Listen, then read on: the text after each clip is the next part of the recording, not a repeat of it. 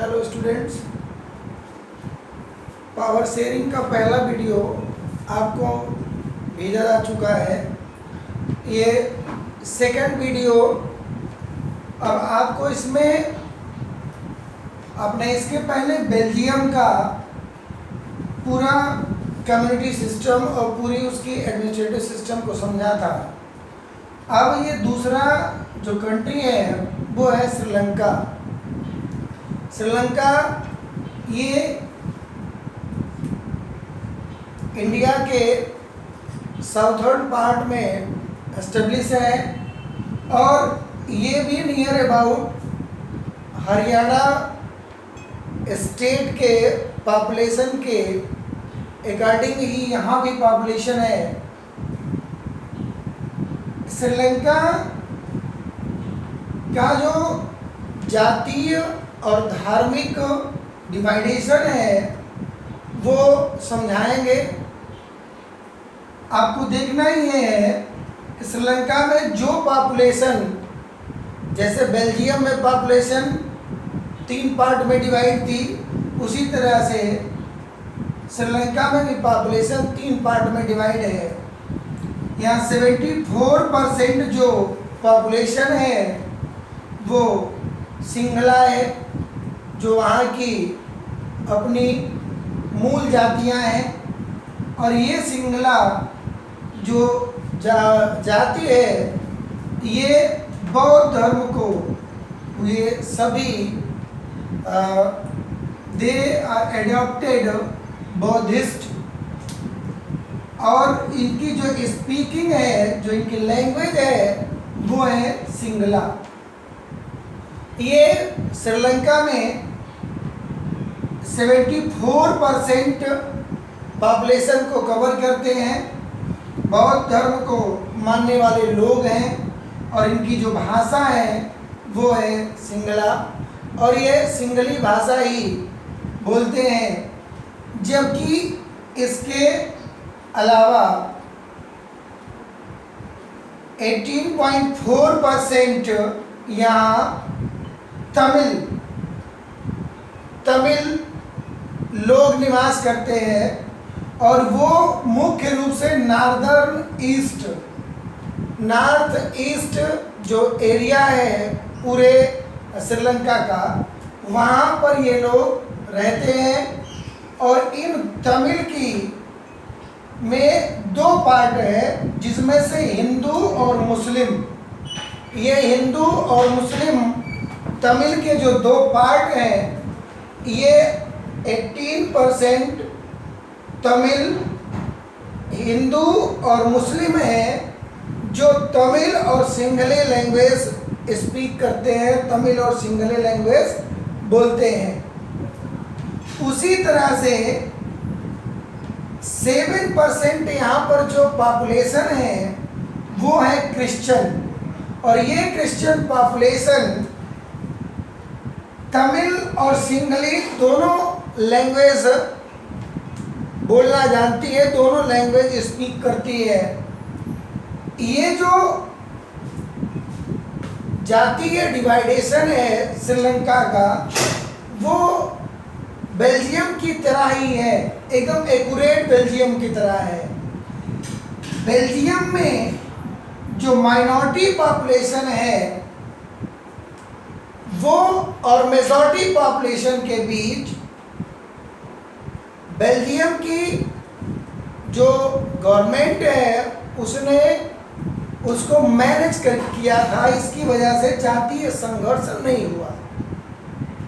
लेकिन यहाँ क्या है, अब हमको समझना है, श्रीलंका में मेजॉरिटी जो है, मेजॉरिटी किस तरह से माइनॉरिटी पर अपने अधिक होने का प्रभाव, वर्चस्व मेंटेन किया। और जितनी भी सरकारी नौकरियां हैं, जितने भी गवर्नमेंट जॉब्स हैं, गवर्नमेंट इंस्टीट्यूशन हैं, उन सब पर पूरी तरह से अपने मेजॉरिटी में होने के कारण सब पर कब्जा कर लिया। 1948 में श्रीलंका जब स्वतंत्र होता है, इंडिपेंडेंट होता है, तो श्रीलंका में इन 74% सिंगली जो वहाँ की मूल जातियाँ हैं उनका वर्चस्व देखने को मिलता है, जबकि बेल्जियम में ऐसा देखने को नहीं मिला। इन्होंने 1956 में एक अमेंडमेंट, एक एक्ट पारित किया और उस एक्ट में इन्होंने सिंगला जो इनकी लैंग्वेज है, जो इनकी मूल भाषा है, उसको ऑफिशियल लैंग्वेज डिसाइड कर दिया। ऑफिशियल लैंग्वेज मतलब उसको राजभाषा घोषित कर दिया। अब कंडीशन ये आई कि जब सिंगला को ऑफिशियल लैंग्वेज डिसाइड कर दिया गया तो तमिल भाषा, तमिल लैंग्वेज जो है वो डिसरिगार्डिंग हो। उसको जैसे अपने यहाँ भारत में 22 लैंग्वेज को कॉन्स्टिट्यूशन में ही मान्यता है कि इतनी भाषाएं राष्ट्रीय भाषाओं के दायरे में है।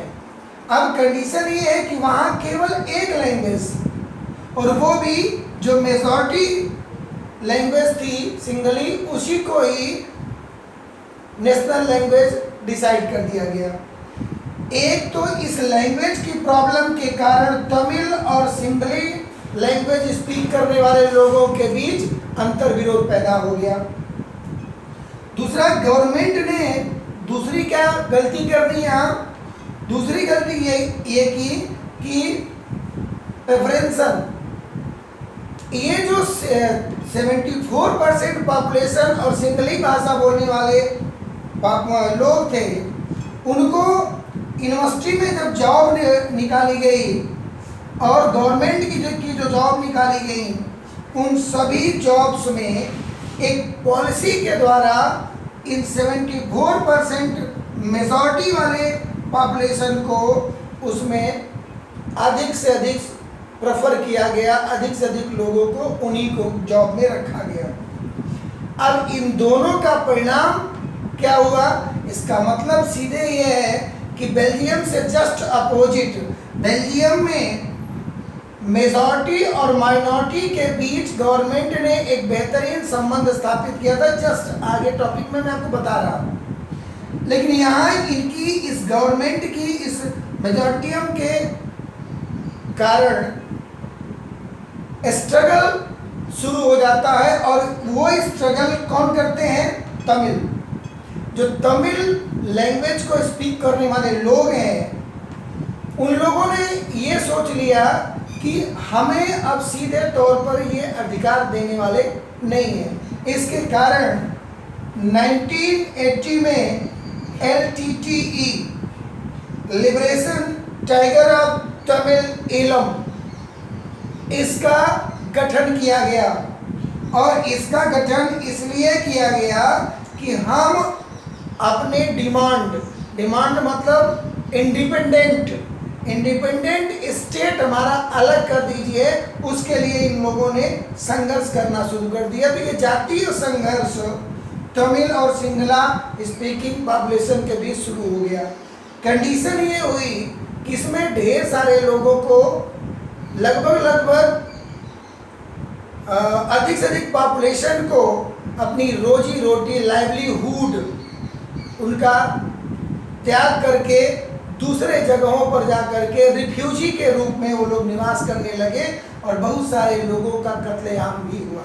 मतलब बहुत सारे लोगों का जीवन और जीवन शैली और उनके घर मकान सब छोड़ करके दूसरे जगहों पर जा करके वो लोग रिफ्यूजी की तरह रहे। और ये जो LTTE है, ये नक्सली के रूप में श्रीलंका और भारत के दक्षिणी एरिया में पूरी तरह से एक नक्सलवादी गतिविधियों में शामिल हो गए, क्योंकि उनको उनका अधिकार नहीं मिल रहा था।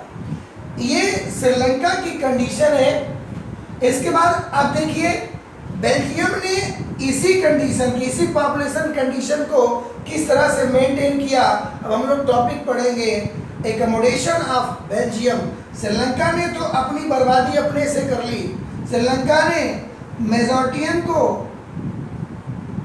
अधिक प्रेफर करके पूरी श्रीलंका की जो तमिल और क्रिश्चियन जो अन्य जो माइनॉरिटी पॉपुलेशन थी उन लोगों को मुख्य धारा में नहीं लाया, जिसके कारण ये कंडीशंस पैदा हुई। जबकि बेल्जियम ने बहुत सूझबूझ से सब कुछ मेंटेन किया। उसका परिणाम ये हुआ कि एक ही कंडीशन की दोनों कंट्रीज में एक ही तरह की कंडीशन होने के बाद भी भारत ये श्रीलंका और बेल्जियम में दो अंतर विरोध देखने को मिलेगा। एक अपनी सूझबूझ और गवर्नमेंट के अच्छे नियमों के द्वारा अपनी सरकार को, अपनी पॉपुलेशन को, सबको मेंटेन रखी, और एक ने LTTE जैसे खतरनाक आतंकवादी गतिविधियों में लिप्त नक्सलवाद को जन्म दे दिया। अब हम लोग पढ़ेंगे accommodation in Belgium.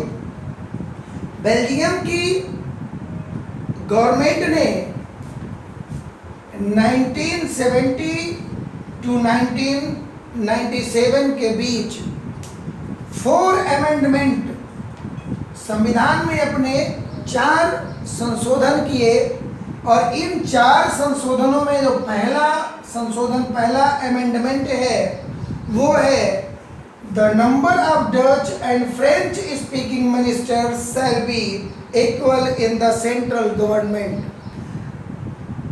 Belgium government ने क्या किया, सेंट्रल गवर्नमेंट में डच और फ्रेंच स्पीकिंग मिनिस्टर, जो डच लैंग्वेज स्पीक करते थे और फ्रेंच लैंग्वेज स्पीक करते थे, मेजॉरिटी और माइनॉरिटी, मेजॉरिटी में थे कि माइनॉरिटी में थे, वो इशू नहीं है। इशू क्या है, इशू ये है कि दोनों को इक्वल किया। गवर्नमेंट की सबसे बेहतरीन पॉलिसी थी कि दोनों के मिनिस्टर जो है सेंट्रल गवर्नमेंट में दोनों इक्वल रहेंगे।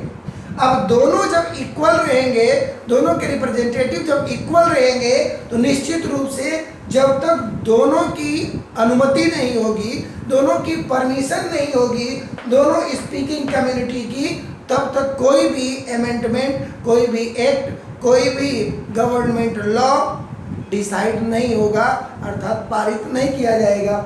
ये पहली जो पॉलिसी थी वो डच और फ्रेंच के बीच, कम्युनिटी के बीच अंतर विरोध जो जन्म ले रहा था उसको समाप्त कर दिया, क्योंकि राइट ऑफ इक्वलिटी गवर्नमेंट ने अपने पहले अमेंडमेंट में ही क्लियर कर दिया। दूसरा, द स्टेट गवर्नमेंट की कंडीशन क्या है, इन्होंने स्टेट गवर्नमेंट और नॉट सबऑर्डिनेट, इन्होंने स्टेट गवर्नमेंट को पावरफुल कर दिया और पावरफुल करके दोनों को स्वायत्त सरकार की तरह ही मेंटेन कर दिया। अब सेंट्रल गवर्नमेंट में ने उन्हें स्टेट गवर्नमेंट्स को, दोनों स्टेट गवर्नमेंट्स को पावर दे दिया, और पावर जब दे दिया तो कंट्री के जो दोनों रीजन थे, दोनों जो स्टेट थे, उन दोनों स्टेट में गवर्नमेंट, जो स्टेट गवर्नमेंट है, जैसे अपने यहाँ भारत में सेंट्रल गवर्नमेंट और स्टेट गवर्नमेंट के पावर अलग अलग हैं, उसी तरह से यहाँ भी स्टेट गवर्नमेंट जो दोनों थी वो सेंट्रल गवर्नमेंट ने इतने पावर दे दिए, उन्हें सबऑर्डिनेट गवर्नमेंट नहीं बनाया, उन्हें पावरफुल गवर्नमेंट के रूप में मेंटेन किया, जिसके कारण वहाँ की जो रीजनल